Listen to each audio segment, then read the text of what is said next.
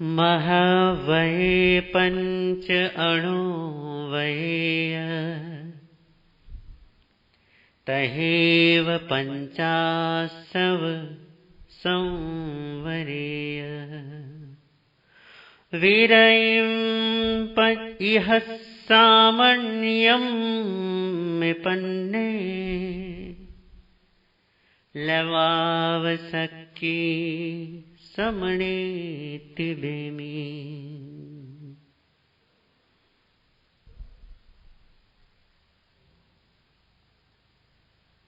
अणुव्रतों और महाव्रतों का 5 आश्रव के त्याग पूर्वक संवर का ग्रहण रूप जो ये चारित्र धर्म है, इसके पालन में जो प्रज्ञावान, बुद्धिमान, समझवान, बोधवान और कर्मों को नष्ट करने में जिनका सामर्थ्य अब प्रकट हुआ है, जिनकी शक्ति अब उत्पन्न हुई है, ऐसे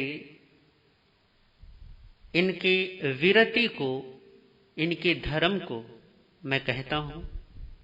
परमात्मा यहां पर कहते हैं कि 5 महाव्रत और अणुव्रत रूप ये धर्म है, ये चारित्र है, जिसका पालन प्रज्ञावान और बोधवान लोग करते हैं, जिसमें हमने अहिंसा, सत्य, अस्तेय और अपरिग्रह के विषय में श्रवण किया है, उसे थोड़ा समझने की कोशिश की है।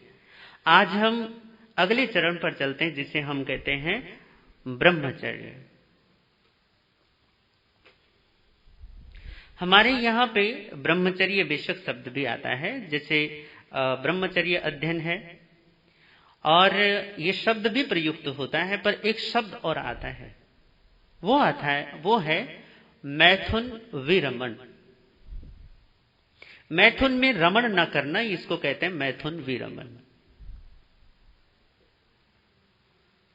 इसको थोड़ा सा समझते हैं कि इसको मैथुन विरमण क्या है। विरमण का मतलब होता है कि रमण का मतलब होता है किसी चीज में लीन हो जाना, किसी चीज में रत हो जाना, या आपका मन, आपका चित्त, आपकी बुद्धि और आपका अपना जो होना है, वो जब किसी चीज में बिल्कुल लीन हो जाती है, डूब जाती है, उसको कहते हैं रमण होना। और 2 ही प्रकार के रमण होते हैं, या तो आत्म रमण होता है अर्थात स्वभाव गमन होता है, और या फिर पदार्थ रमण होता है, संसार गमन होता है। ये 2 ही चीजें हैं। इन दोनों में एक तरफ तो आपकी गति होती ही होती है। जो बोधवान प्रज्ञावान महर्षि जन है, उनकी गति स्वभाव में होती है, आत्मा में होती है, इसलिए कहा है कि ये आत्मरमण कर रहे हैं। और जिन अबुद्ध जनों का, जिन सोए हुए लोगों की प्रज्ञा अभी सोई हुई है, जिनकी समझ अभी सुप्त दशा में है, जिनका बोध अभी अजागृत है, जिनकी प्रज्ञा अभी भी बिल्कुल बाल अवस्था में है, उन लोगों के लिए कहा है कि ये संसार रमण कर रहे हैं, विषय में रमण कर रहे हैं, पदार्थ में लीन है। तो बुद्धि तो 2 ही प्रकार की होती है, या तो भैया राज्य में लीन दुर्योधन की तरह होती है, जो पद और प्रतिष्ठा को, जो राज्य और संपत्ति को, कोष और व्यापार को जो इतना ज्यादा महत्व देता है कि महाभारत भी यदि होता हो, परिवार के जन भी यदि मरते हो, वृद्ध जनों का अनादर भी होता हो, और यहां तक कि अपने भाई बंधुओं और रिश्ते नातों का भी यदि कोई नुकसान होता हो, हानि होती हो, तो कोई बात नहीं हो, परंतु मेरा संसार बचना चाहिए। बचाव का, रक्षण का तरीका सारा का सारा किया जाता है, सारे उपाय इस संसार को बचाने के किए जाते हैं। यही है कि आप बचाना किसको चाहते हो, कितनी अधिक शक्ति आपको संसार को बचाने में लगती है, कितना अधिक ध्यान आपका संसार को बचाने में, कितनी ज्यादा शक्ति, कितनी ज्यादा एनर्जी, कितना ज्यादा आप अपनी इस जो शक्ति है, ऊर्जा है, इसको संसार को बचाने में लगाते हैं। बहिरात्म दशा वाला जो जीव होता है, उसका सारा ध्यान शरीर के पोषण पर होता है। शरीर, देह के प्रति इतनी आसक्ति होती है कि वो अपने स्वरूप को देह से संबंधित मानता है। ऐसे कह सकते हो कि शरीर से ही उसकी शुरुआत होती है और शरीर पर ही उसकी समाप्ति भी हो जाती है। उसकी समझ शरीर से आरंभ होकर शरीर पर ही खत्म हो जाती है। इसी को बहिरात्म दशा कहते हैं। तो आप यदि देखो तो पूरा संसार बहिरात्म दशावान ही है। बहिरात्म दशावान का मतलब कि भैया शरीर है तो शरीर के कुछ नाते रिश्तेदार भी जुड़ जाएंगे, जिन्हें माता पिता, पति पत्नी और पुत्र पुत्री वगैरह वगैरह जो भी हम ये रिश्ते नाते बनाते हैं, भाई बंधुओं का, कुटुंबों का, रिश्ते नातों का बड़े जाल बिछा देते हैं, ये सब बहिरात्म दशावान जीव के लक्षण हैं। कि आप जितना ज्यादा इन चीजों पर गौर करते हैं, जितना ज्यादा आपकी ताकत, आपकी शक्ति, आपकी ऊर्जा उतनी ही ज्यादा इनके संरक्षण में, इनकी रक्षा में लग जाती है। जो ध्यान, जो ताकत, जो शक्ति आपके आत्म स्वभाव में उतरने में लगनी चाहिए, वो सारी ताकत आपके शरीर को सजाने में, शरीर को संवारने में, शरीर को पालने पोसने में और शरीर के रिश्तों को या शरीर से संबंधित वस्तुओं को संरक्षित करने में, उनको पाने में, उनको संभालने में और वो फिर चले जाएं तो उनको याद करने में आपकी सारी ताकत वहां लग जाती है। या ऐसा कहें कि जिन जीवों की सारी ताकत इन्हीं चीजों को संवारने, संभालने, पालने, पोषने में लगती है, उनको परमात्मा कहते हैं कि ये बहिरात्म दशावान जीव हैं। आत्मदशा तो है, ऐसे नहीं है कि आत्मदशा नहीं है। बगैर आत्मदशा के कोई सी भी दशा नहीं हो सकती, कोई भी अवस्था प्राप्त नहीं की जा सकती। जीव चाहे कहीं भी हो, किसी भी प्रकार का हो, चाहे वो निकृष्टतम अवस्था में हो, पापी से पापी, अधर्मी से अधर्मी, गलत से गलत, नरक का जिसको हम कहते हैं कि वो 7वीं नरक में भी पड़ा हो, और यहां तक कि उससे भी बुरी गत जिसको हम कहते हैं अव्यवहार राशि का निगोदिया जीव, यदि वो वहां भी है तो भी उसकी ये अवस्था है। और इस अवस्था का नाम है बहिरात्म दशा। संसार और संसार के पोषण में जिसकी बुद्धि लगी रहती है, जिसका मन, जिसकी ऊर्जा केवल संसार और संसार के व्यवहार को निभाने में जिसका सारा ध्यान वही है, उसके लिए परमात्मा कहते हैं कि ये बहिरात्म दशावान जीव है।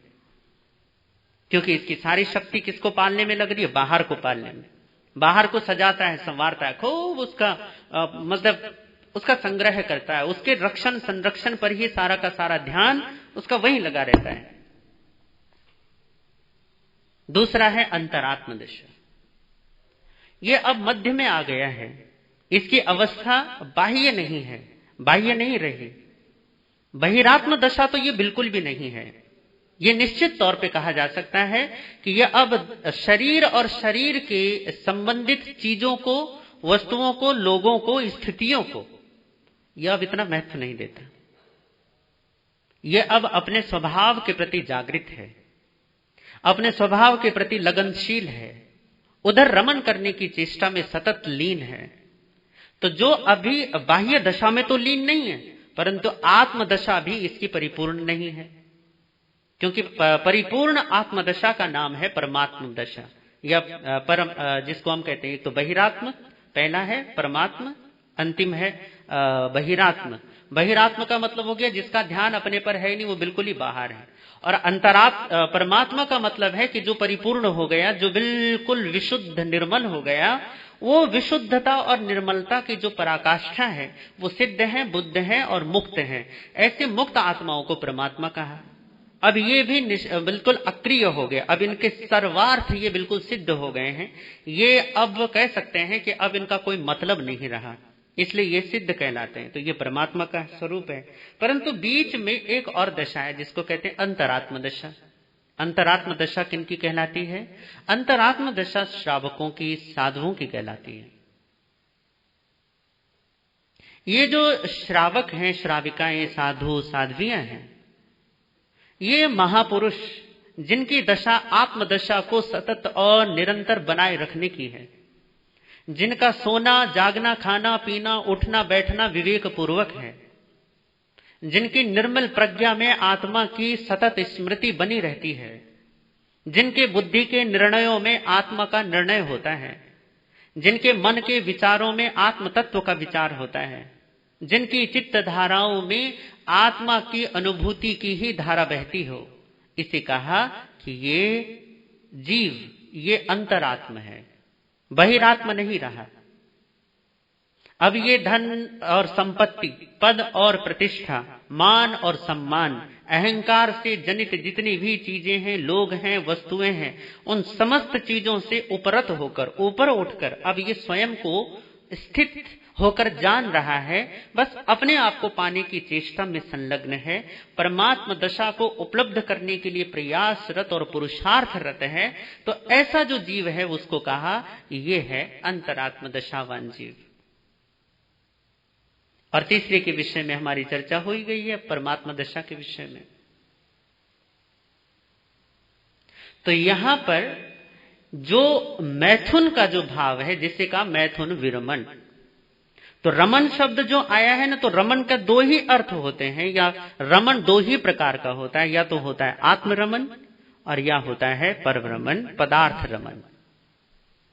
पदार्थ रमन करने वाला जो जीव है उसके लिए परमात्मा ने कहा ये बहिरात्म दशावान जीव है, ये बाहर की तरफ भागने वाला, बाहर की तरफ गति करने वाला जीव है।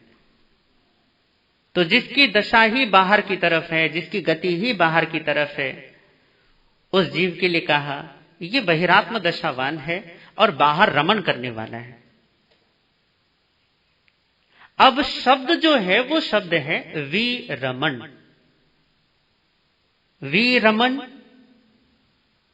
रमन का मतलब होता है रमन कर लेना, वहां लीन हो जाना, वहां डूब जाना। और विरमण का मतलब है वहां नहीं डूबना, वहां नहीं लीन होना, वहां से अपने मन को वापस खींच लेना। तो यहां पर जो अणुव्रतों के जो नाम है या महाव्रतों के जो नाम है वो इस तरीके से हैं। हिंसा वीरमन, या जिसे कहते हैं प्राणातिपात वीरमन, प्राणों के अतिपात में रमण न करना, दूसरे जीवों को कष्ट देने में रमण न करना, वहां लीन न होना, असत्य में रमण न करना, चौर्य कर्म में रमण न करना, परिग्रह मूर्छा के भाव में रमण न करना, और अंतिम है ये चतुर्थ है, इसे कहा मैथुन में रमण न करना। विरमण का मतलब हो गया, रमण का मतलब होता है लीन हो जाना, डूब जाना, और विरमण का मतलब होता है बाहर निकल आना।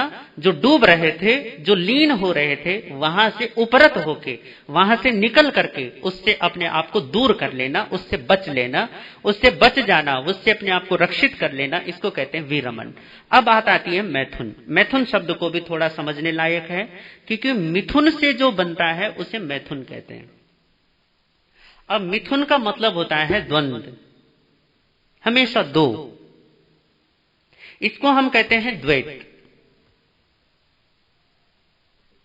इसको द्वंद कहो, द्वैत कहो, दो कहो, या फिर बहुरूपा ये संसार कहो।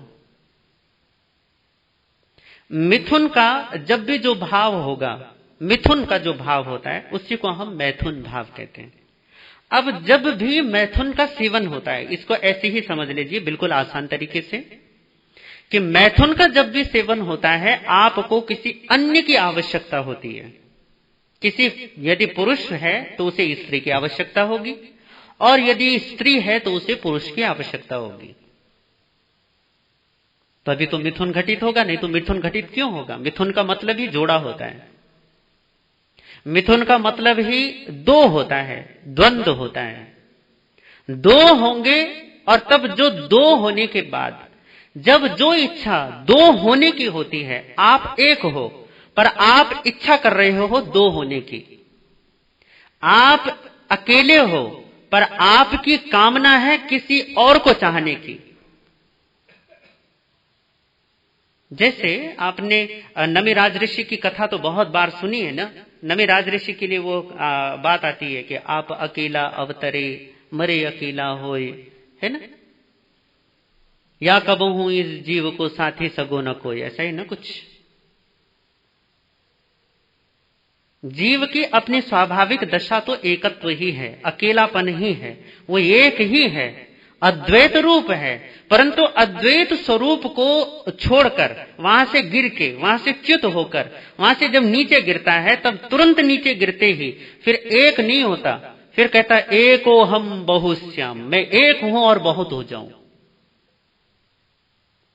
अकेलेपन में उसे आनंद नहीं है, बल्कि वो ये देखता है, ये सोचता है कि किसी अन्य को चाहने से, किसी अन्य वस्तु की वजह से मेरी जो अपूर्णता है, मेरी जो अतृप्ति है, मेरी जो असंतुष्टि है, मेरा खालीपन, ये किसी अन्य से भरेगा। फिर चाहे वो व्यक्ति के रूप में, पति के रूप में हो या पत्नी के रूप में हो, फिर चाहे वो वस्तु के रूप में हो, घर है, दुकान है, मकान है, अपने कपड़े, वस्त्र और बर्तन वगैरह जो भी, या फिर धन संपत्ति के रूप में हो, या फिर पद और प्रतिष्ठा के रूप में हो। मिथुन का जो आधार है, मैथुन भाव का जो आधार है, उस आधार में आप नहीं होते, उस आधार में दूसरा होता है। और गड़बड़ी यही है, मैथुन भाव की सारी गड़बड़ी ये है कि उसमें आधार आपका नहीं होता, आप किसी और के आधार पर टिके हुए होते हैं। आत्मा की स्वाभाविक दशा ये है कि वो अपने आधार पर है, पर बहिरात्म दशावान जीव इस आधार को नहीं समझता, उस आधार की खोज नहीं करता, बल्कि उस आधार की खोज के लिए फिर वो दूसरी चीजें चाहता है। पहले तो उसे शरीर मिलता है, ये सबसे पहली गड़बड़ी हो गई। फिर शरीर को अपना समझता है, ये अस्मिता के रूप में, ये दूसरी गड़बड़ी हो गई। फिर ये शरीर अकेला नहीं रह सकता, क्योंकि इसमें एक मन है जो हमेशा किसी दूसरे को चाहता है, जो हमेशा कुछ ऐसा चाहता है जो इसको पूरा कर दे। तो फिर ये नाते रिश्ते जोड़ता है, माता है, पिता है, भाई है, बहन है, पति है, पत्नी है, बेटा है, बेटी है, दोस्त है, मित्र है, ज्ञातिजन, रिश्तेदार है। फिर बहुत सारी भीड़ इकट्ठी कर देता है। एक है पर एक होना नहीं चाहता, एक का ज्ञान नहीं करता, एक का बोध नहीं करता। एको हम बहुश्याम, मैं एक हूं और बहुत हो जाऊं। और यही संसार के इस खेल का सारा मूल भाव है। इस द्वंद का, इस सारे कलह और कलेश का, इस पीड़ा का केवल इतना ही भाव है कि जीव एक है और उस एकत्व के बोध को छोड़कर, इस अद्वैत बोध को छोड़कर वो केवल द्वंद में जाना चाहता है, वो दो होना चाहता है। और दो होने की प्रक्रिया में भी वो एक ही होना चाहता है। ये भी बड़ी गजब की बात है। दूसरे के आधार पर टिके रहना चाहता है, उधारी का जीवन जीना चाहता है, कर्जा लेकर खूब मौज मजे करना चाहता है, उधार का सारा श्रृंगार लेकर अपने आप को सजाना चाहता है। न्याय दर्शन में ये को आता है, क्या बोलते हैं, न्याय में एक न्याय आता है। न्याय का मतलब होता है कुछ सोचने के लिए या कुछ जानने के लिए आपकी सूक्ष्म दृष्टि का नाम न्याय है।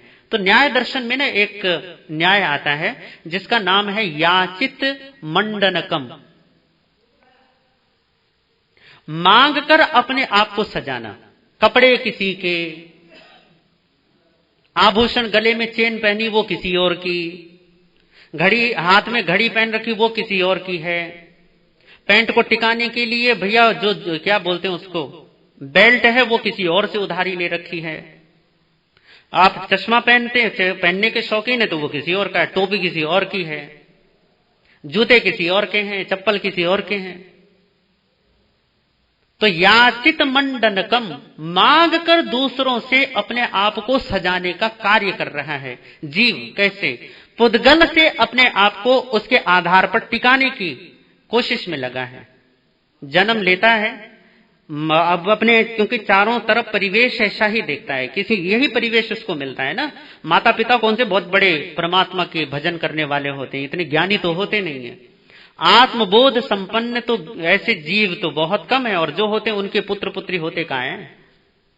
होते भी हैं तो भी आप ये देखो कि आत्मबोध संपन्न कितने माता पिता हैं संसार में। सब देह और देह से संबंधित सारी चीजों में ही उलझे रहते हैं, और इसी उलझन में ही जब वो अपने पुत्र और पुत्री, बेटा बेटी जब पैदा होते हैं तो वो भी यही उलझन देखते हैं, इसी उलझन को ही स्वाभाविक मान लेते हैं। जब स्वाभाविक मानते हैं अपनी देह को, तो देह जनित सारी क्रियाओं को स्वाभाविक मानते हैं, और यहीं से सारी की सारी एक परंपरा निकलती है, एक धारा निकल जाती है उसकी, और वो धारा है कि मैं अधूरा हूं और यदि मुझे पूरा होना है तो मुझे कुछ चाहिए। ये कुछ चाहिए खुद से नहीं, किसी और से, कहीं और से, कभी और से। जब ये दौड़ होती है, इसी को परमात्मा कहते हैं, ये मिथुन है, मिथुन भाव है। इसी को वासना कहते हैं, कामना कहते हैं। परंतु इसका सबसे स्थूल रूप जो है मिथुन भाव का, वो है स्त्री और पुरुष का संबंध। क्योंकि काम से हमने इसको जोड़ा है। पर आप ये देखिए कि क्या धन को कमाना क्या वासना का हिस्सा नहीं है? क्या वो इच्छाओं का हिस्सा नहीं है? क्योंकि धन कमाते हो तो आपको लगता है कि जीवन में कुछ कमी है, इसलिए कमाते हो। कमाने की मनाही नहीं है, परंतु जो अपने स्वरूप को भूलकर धन की तरफ दौड़ता है, उस बेबूझ, उस अबुध और बेहोश इंसान को क्या कहा जाए? क्या कहेंगे उससे? अपने ही स्वरूप को, अपने ही आधार को छोड़कर किसी और आधार की खोज में निकल पड़ा है, अपनी ही शरण को भूल के किसी और की शरण में दौड़ रहा है। ऐसे जीव को क्या बोलेंगे? अपने आप को भुलाकर किसी और की याद में बैठा है। एक बुजुर्ग लोग लगभग कोई 55-60 साल के करीब के रहे होंगे।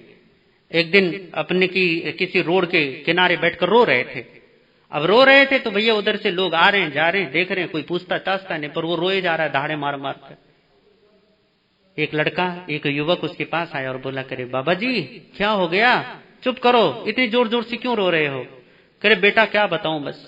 करे नहीं नहीं फिर भी बताओ, क्या बात हो गई, आप इतने दुखी क्यों हैं, इतने पीड़ित क्यों हैं?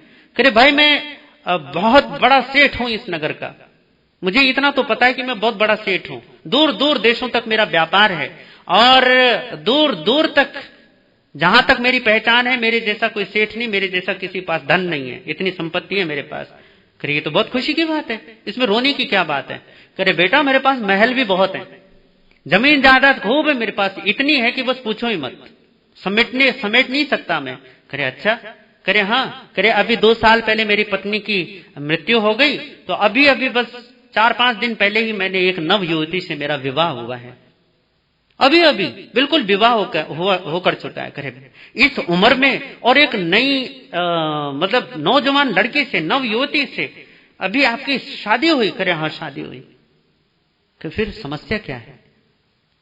धन है, जमीन है, जायदाद है, मान है, सम्मान है, सब है, और यहां तक कि नव यौवना पत्नी भी है, अब क्या चाहिए, रो क्यों रहे हो? करे बेटा क्या बताऊं, अपने घर का पता भूल गया, नहीं जानता कि मैं कहां रहता हूं, मैं कहां से हूं, कहां हूं, मुझे नहीं पता। सारे लोगों के हालात यही है कि सब है उनके पास पर खुद की खबर नहीं है। जीवन में सब चीजों को लिए दौड़ेंगे पर खुद के लिए कभी वक्त नहीं है। सब चीजों की तरफ भागेंगे, सब लोगों की तरफ भागेंगे, कभी एक आदमी को पकड़ा वो पसंद नहीं आया, दूसरे को पकड़ा वो पसंद नहीं आया, तीसरे को पकड़ा वो पसंद नहीं आया, तो बस लोग बदलते रहते हैं, दोस्त बदलते रहते हैं, मित्र बदलते रहते हैं, नाते रिश्ते बदलते रहते हैं, परंतु खुद को जानने से पहले भी अनजान थे, अब भी अनजान है, और लगता है यदि ये प्रमाद का खेल चलता रहा तो आगे भी अनजान रहेंगे। ये बहिरात्म दशावान जो जीव है, ये एक पल के लिए भी, एक क्षण के लिए भी नहीं सोचता कि अपने आधार में आ जाऊं, अपने स्वरूप में, अपने स्वभाव में आ जाऊं। बंगाल में बाउल फकीरों की एक परंपरा होती है, उन्होंने आत्मा को एक नाम दिया बहुत प्यारा, वो कहते हैं इसे आधार मानुष। आधार मानुष, मानुष मतलब हम मनुष्य, और आधार मतलब जो हमारा आधार है। देखो तुम किसके आधार पर हो? तुम कहोगे क्योंकि मेरा पति है, खुद कमाता है, उसने घर बनाया है तो उस घर में रहते हैं, हमारा आधार है। या पत्नी के आधार पर हो, क्योंकि भैया घर तो घरवाली से ही कहलाता है ना, घरवाली ना हो तो घर काहे का घर? ईंटों से, पत्थरों से, लकड़ों से, लोहे से, इससे थोड़ी ना घर बनता है, घर तो घरवाली से बनता है। तो कहोगे क्योंकि मेरी घरवाली इसलिए, भैया उसके आधार पर है, चल रहे हैं उसके भरोसे। देश राजनीति के आधार पर है, समाज लोगों के आधार पर है, लोग एक दूसरे के आधार पर हैं, पर हकीकत में देखो कि आपका आधार सचमुच में है क्या? क्या सचमुच में ही जो पत्नी सोचती है कि मेरा स्वामी, मेरा मालिक, मेरा आधार, मेरा जीवन, मेरा धन, मेरा प्राण जो मेरा पति है, क्या सचमुच में वो प्राण है? या तुम अपनी सांसों से जी रहे हो या पति की सांसों से जी रहे हो? तुम अपने प्राण के आधार पर जी रहे हो या तुम अपनी पत्नी के प्राणों से जी रहे हो? देखो तो सही एक बार।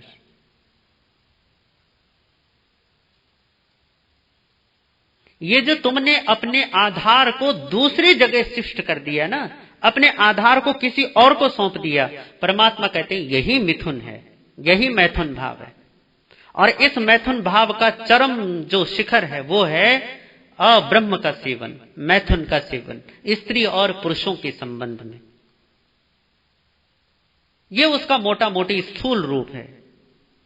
पर मुख्यतया मिथुन का मतलब यह है अपने आप को पूरा करने के लिए आपको जब किसी अन्य की आवश्यकता पड़ती है, किसी दूसरे चीज की जरूरत पड़ती है, तब ये है मिथुन भाव। आपको किसी भी चीज की आवश्यकता नहीं है। कहते हैं कि लगभग कोई 40 या 42 दिनों तक, जब ईसा मसीह ने जब तपस्या की थी ना, साधना की, तो लगभग वो 40 दिनों तक के लिए एक पता नहीं एक जगह जाकर, एक जंगल में जाकर पड़ गए थे, ना कुछ खाया ना कुछ पिया, कि तभी वापस जाएंगे जब परमात्मा के दर्शन होंगे, सत्य का साक्षात्कार होगा। तो ये दुनिया की लगभग सब भाषाओं में, सब ग्रंथों में ऐसा वर्णन है। जब भगवान बुद्ध को बोधि की प्राप्ति होने वाली थी तो तब उससे पहले भी मार आया था, मृत्यु आई थी, वासना जिसको काम कहते हैं वो प्रकट हुआ था। इसी तरीके से ईसाइयों में और यहूदियों में और मुसलमानों में इसको शैतान कहते हैं। हमारी ही वृत्तियां आसुरी वृत्तियां, गीता में इसको कहा है आसुरी संपदा। तो कहते हैं कि शैतान प्रकट हुआ और शैतान ने उस जीसस को उठाया और बहुत ऊंची जगह पर ले गया और कहा, बोला, ये देखो ये सारा का सारा संसार ये तुम्हारा हो सकता है, बस तुम मेरे हो जाओ। और इस संसार का सारा धन, संसार का सारा भोजन तुम्हारा होगा, तो बस तुम एक बार मेरी शरण में आ जाओ। जब शैतान ने जीसस से ये कहा तो जीसस ने कहा कि नहीं, ऐसा नहीं हो सकता। मैं केवल और केवल परमात्मा का पुत्र हूं, मेरा और कोई पिता नहीं है। सत्य ही मेरे पिता हैं, इसके अलावा और कोई पिता मेरा नहीं हो सकता। तुम मेरे रक्षक नहीं हो सकते। तो उसने डराया, कह रहे मैं तेरा जीवन ले लूंगा, तुझे भोजन नहीं मिलने दूंगा, तुझे पानी नहीं मिलने दूंगा। तब जीसस का एक प्रसिद्ध वचन है कि ये जो आत्मा है ये भोजन और पानी से जीवित नहीं रहती, ये परमात्मा की कृपा से, परमात्मा की करुणा से, परमात्मा के संरक्षण से जीवित रहती है। तुम्हारा प्राण तुम स्वयं हो और तुम अपने प्राण ढूंढ रहे हो पति में और पत्नी में, संसार में धन और वैभव और मान और प्रतिष्ठा में। ये जो खेल है इसको कहा ये मिथुन भाव का खेल है, बहिरात्म दशा का खेल है।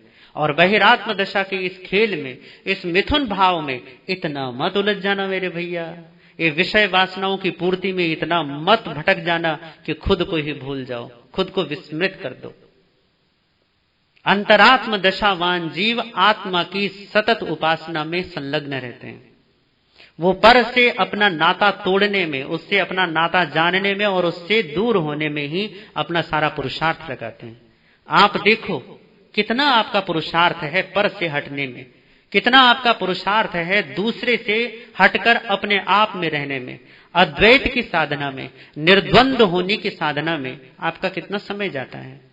यह सारा का सारा समय यही है, घर, व्यापार, परिवार, नातेदार, रिश्तेदार, बस यही। यदि संसार की ही सेवा में सारा समय जा रहा है तो ये मिथुन भाव में रमण है। परमात्मा कहते हैं कि ये अब्रह्म का सेवन है। और अब्रह्म का सेवन का मतलब जो तुम नहीं हो तुम उसकी सेवा में लीन हो, और तुम ब्रह्म हो, तुम ब्रह्म की सेवा करते ही नहीं, कभी उसका ध्यान नहीं, कभी उसका भजन नहीं, कभी उसका चिंतन नहीं। तो मैथुन विरमण का मतलब होता है अब्रह्म से हटकर ब्रह्म में आ जाना, अनात्म से आत्मा में आना, जो आप नहीं हो उससे आप में लौटना, प्रतिक्रमण कर लेना, इसी को मैथुन विरमण कहते हैं। इस प्रकार हमारे ये 5 व्रत पूरे होते हैं। इन 5 व्रतों को समझें, जीवन में समझकर चलने की कोशिश करें, ताकि परमात्मा ने जो ये अमृत हमें प्रदान किया है, ये अमृत हमारे अमर जीवन तक हमें ले जाने में सक्षम बन सके। यदि आप ऐसा करते हैं तो निश्चित तौर पर जीवन दिव्यता की ओर, भव्यता की ओर बढ़ता है। इन्हीं भावनाओं के साथ ओम शांति।